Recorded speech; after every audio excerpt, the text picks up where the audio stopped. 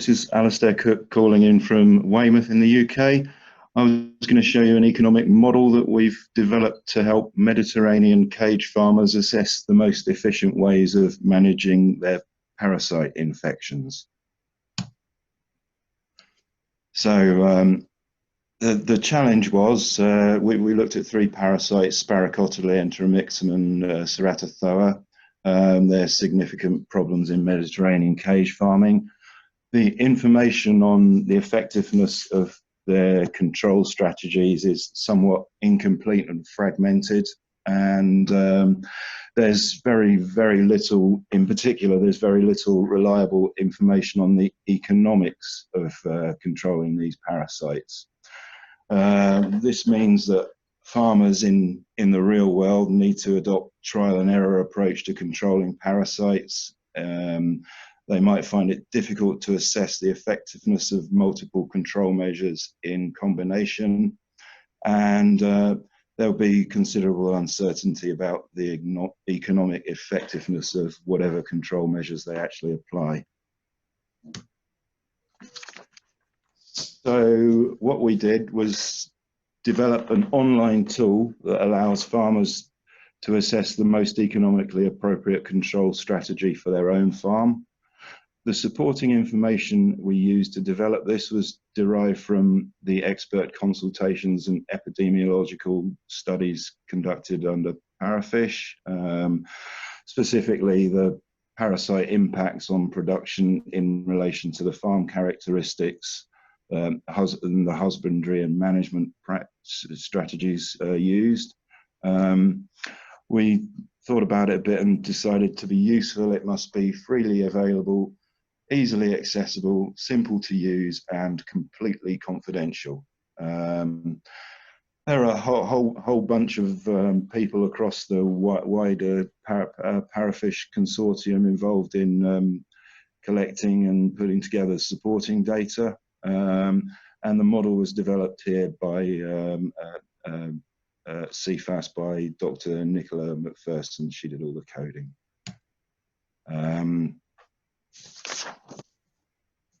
Because time is short, I will jump straight in and show you what the model does. I didn't want to risk an online demonstration, so these are just screenshots.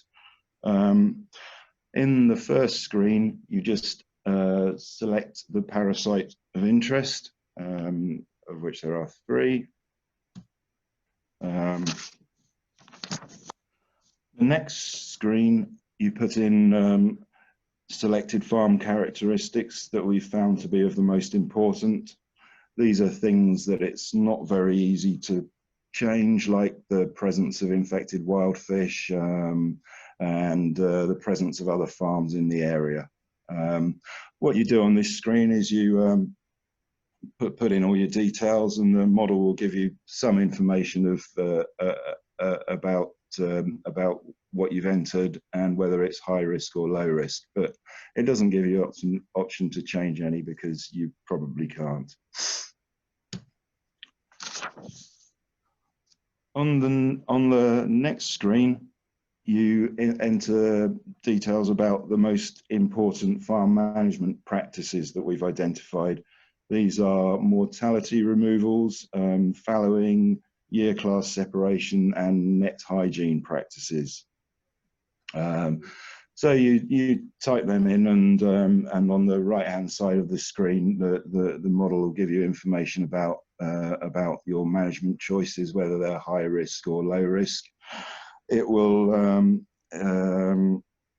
give you an option to upgrade these as well.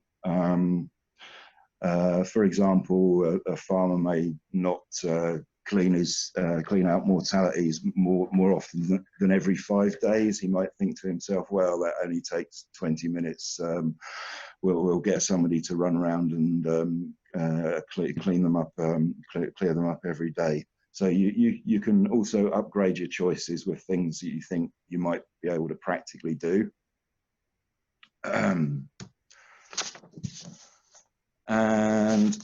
then you come to the money page, as I call it. Here you enter information on your production and production practices and economics. On the on left-hand side of the screen, you put in your fish size ranges, densities, months to harvest, duration, and the duration of the production cycle on in the absence of disease. Then on the right, you can enter your variable costs, fixed costs, how much you pay for your juveniles, and the value of the animals at harvest. You can enter that for your current the current way you operate your farm, and as well how much they would be if you upgraded. Say you started spending an extra 20 minutes a day pulling out the mortalities on a daily basis. So then you hit the calculate cost button, and the model will calculate your annual profit stroke loss without the disease, with the disease, if you got hit by it, and with the upgrades you've added as well. So that gives you a figure in euros. And then you can go back and try it for different parasites and under different and try different upgrades and see where that gets you. And with a bit of playing around, hopefully you can come to the arrangement that's most economically advantageous and practical to achieve for your own specific farm. So we hope it's going to be used by the industry because it gives farmers a quick and easy way to assess the economics of different pest control approaches in a way that's tailored to their own specific farm. In some cases, it may be of use and identify some ways of making the farm more profitable. In some cases, it might not. But the actual benefits to the industry are going to be difficult to access, and will depend on its uptake as well as how good it is. To encourage its use, we've made it so it's quick and easy. Don't reckon it'll take more than about half an hour to apply it to your farm and try various permutations and combinations.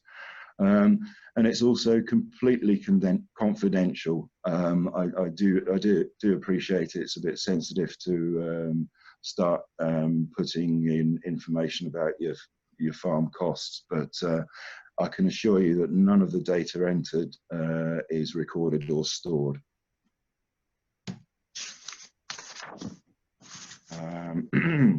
So we have a final version of the model that's been released and is publicly available on the link on the presentation. We've also published the supporting information. We hope we will host it on our CEFAS servers for at least 5 years. It's been constructed in such a way that it should not require any maintenance, although things move so fast these days, you never really know about that. Of course, Emma and her team will be promoting it and making people aware of it. So in conclusions, these models that Nicola's developed and the Parafish Consortium have developed I've never seen anything quite like them before. There was one similar one developed for gut parasites of cattle, I think it was, a few years ago, but I've not seen anything like it in aquaculture. The underlying calculations are based on Parafish project outputs, specifically the epi studies and the expert consultations. So that draws from a body of experts who know parasite inside out and from some real world farm situations. We hope they'll be widely used and suitably user-friendly, freely available online, both the user interface and the underlying coding and data. And perhaps most importantly, in future, if this is in any way successful, the approach could potentially be used for all sorts of aquatic diseases in different culture situations.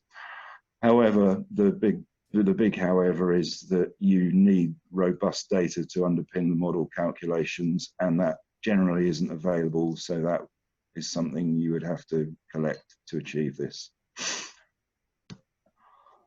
I know I've run through that a bit quickly, but that's it from me. Any questions? Pop them on the message board, and I'll try and answer them as soon as I can. Thanks very much. Okay. Thanks a lot, Alastair. We're going back to the ParaFishControl